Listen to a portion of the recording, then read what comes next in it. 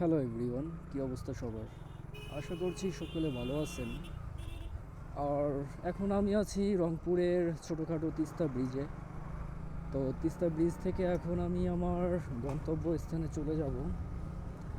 আজকে এই ব্রিজটাই আমি দেখতে আসছিলাম।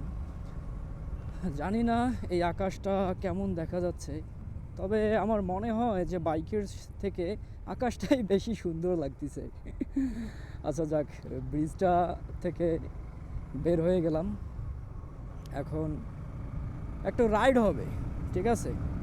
আজকের ব্লগটা শুধু গ্রামের ভিতর কিভাবে বাইক জোরে স্পিডে রাইড করবেন। আপনারা অনেকেই আছেন যে গ্রামের ভিতর বাইক রাইড করতে পারেন না। দেখেন, বাইকের গতি 65, 20 ফিট জায়গায় একেবারে 20-এ নামায় ফেললাম। ওকে, আবারও একটু টান মারবো। মানে এই সামনে যতগুলো বাইক আছে আজকে সবাইরে উড়াধুরা ওভারটেক করব, ঠিক আছে? দেখি খেলাটা জমে কেমন। আচ্ছা, হর্নটা চেঞ্জ করে নেই, আমার হর্নের ইয়াটা খুলে গেছে, আমি এখনও লাগাই নাই। ওকে, টান শুরু। ওকে, শুধু সামনে একটা বাইক, সেও কিন্তু সেই স্পিডে বাইক রাইড করতেছে, তবে ওরা 3জন আছে, নো প্রবলেম। আজকে গ্রামের ভিতরে হাই স্পিডে বাইক রাইড করব। দেখেন অলরেডি 70 কিন্তু উঠে গেছে। রাইড হবে, বুঝছেন? পুরা ধুরা টান হবে, টান। দেখি ওদের একটু খেপানো যায় কিনা, ঠিক আছে? সামনের যে বাইকটা না, সেও কিন্তু 80-তে টানতেছে। দেখেন আমার বাইকের স্পিড 77। দেখি ওদের সঙ্গে আজকে একটু খেলাধুলা করবো। যদিও হাঙ্কের টাইম নাই জিক্সারের কাছে। এই যে ওভারটেক করে দিলাম 75 স্পিডে।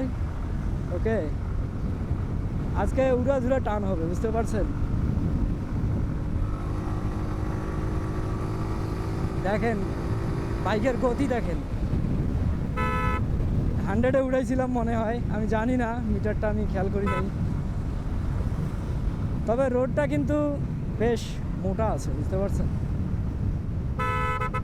এই একটা জিনিস বলি ভাই, আপনি যত স্পিডে বাইক রাইড করুন না কেন, এই যে রাস্তার মধ্যে যে ধানের খড়গুলো শুকাইতে দেয়, এই জিনিসটা মাথায় রাখবেন ভাই। ধানের খড়ের মধ্যে কখনো ব্রেক করার চেষ্টা করবেন না। আরটা টান মারি। দেখেন 80 কিন্তু উঠে গেছে। একটা কর্নারিং আছে, আমি জানি না আমার বাইকের এক্সস্টটা কেমন সাউন্ড দিতেছে, তবে আমার বাইকের কিন্তু এক্সস্টটা কিন্তু মডিফাই করা। ওকে, দেখেন সামনে এই যে ব্রেক করে ফেললাম। আপনারা বলেন যে জিক্সার বাইকের নাকি ব্রেক সিঙ্গেল ডিস্ক ভালো পারফরমেন্স করবে না। দেখছেন, আমি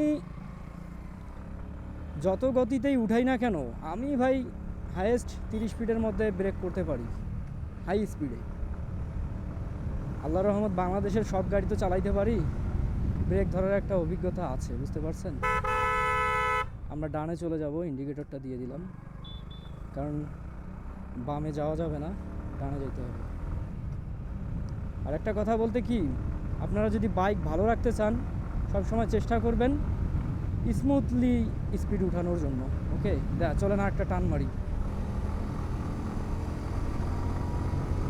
দেখেন আমার কিন্তু 90 উঠে গেছে। এইভাবে যখন ডানে চাপ দিবে, তখন একটা জিনিস মাথায় রাখবেন যে ওই বাইকটা ডানে আসতে পারে কি না। দেখেন বাইকের স্পিড এখন 95, 96, 100 না, 100 টাচ করাইতে পারলাম না। আচ্ছা, এবার 100 টাচ করাবো। ওকে, এটা কিন্তু একটা গ্রামের রাস্তা, বুঝতে পারছেন? সামনে স্পিড ব্রেকার আছে, তবে কেউ আবার মাইন্ড করবেন না, আমি আজকে ইচ্ছা করে এই গ্রামের ভিতর দিয়ে এত জোরে বাইক রাইড করতেছি। আর আমার বাইকের এক্সস্টটা না যে জোস রে ভাই, যখন 7000, 8000 আরপিএমে বাইকের স্পিড উঠায়ে পিক আপটা যখন ছেড়ে দেয় না ভাই, একটা মধুর আওয়াজ আসে, বুঝতে পারছেন? আরে ভাই, কোনো বাইকরেই বাদ দেবো না, সবাইরে ওভারটেক করে দেবো।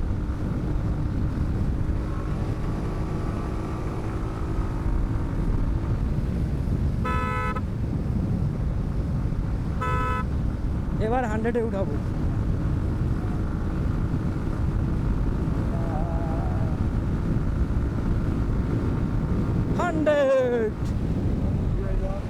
ছেড়ে দিলাম পিক আপ, কারণ দরকার নাই, 100 গতিতে তো আর যাওয়া যায় না।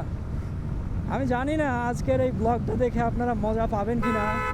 এই দেখেন ওটা চাপে আসতেছে, দেখেন ব্রেক আমি 80 স্পিড থেকে একদম সোজা এক ব্রেকেই 40-এ নামায় ফেলছি। ভাই ব্রেক ধরার একটা সিস্টেম আছে, যারা ওই ব্লগগুলো আমার দেখেন নাই তারা দেখে আসতে পারেন। যত স্পিডেই যান না কেন আপনার সবসময় মাথায় রাখতে হবে মাস্ট বি ইঞ্জিন ব্রেক করতে হবে। সামনে একটা স্পিড ব্রেকার আছে, ওকে।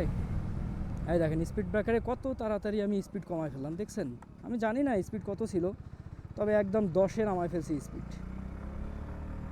সবসময় চেষ্টা করবেন সামনের ব্রেকটা একটু বেশি ধরার আর পিছনের ব্রেকটা একটু কম ধরার, তাহলে আশা করি যে ভালো একটা ব্রেক আপনারা পাবেন যে কোনো বাইক থেকে। তবে যে কোনো বাইক বলতে গেলে যদি জিক্সার বলি, জিক্সারের বাইক পিছনের চাকা অনেক মোটা, সামনের চাকাও মোটা, ব্রেক অ্যান্ড কন্ট্রোল ভাই অনেক অনেক ভালো। আপনারা যারা জিক্সার বাইক কিনতে চান ভাই কিনতে পারেন, এখনও 2 লাখ টাকার মধ্যে পাওয়া যায়, 2 লাখ টাকাই পাওয়া যায়। আমি মনে করি না যে 2 লাখ টাকা বাজেটের মধ্যে এটা একটা খারাপ বাইক। এই দেখেন ব্রেক ধরে ফেললাম, দেখছেন স্পিড কত ছিল? মাত্র 15 ফিট 20 ফিট জায়গায় আমি কিন্তু গতি কমায় ফেলছি। আমি কিন্তু ওই গ্যাপটা দিয়ে বের হতে চাইছিলাম, বাট দেখলাম যে সম্ভব না, জাস্ট ব্রেক মেরে দিলাম। শুধু আজকে রাইডিংটা ফিল করেন, বুঝতে পারছেন ভাই? হিনো, বাস, ট্রাক আল্লাহ রহমত সব চালানো আমার শেষ। বাইকটা আমি ওইভাবেই চালাই। দেখেন হাই স্পিডে গাড়ির গতি ভাই, এই রোডে যদি 80-100 উঠায় ফেলি, দেখেন এটা একটা বাজার।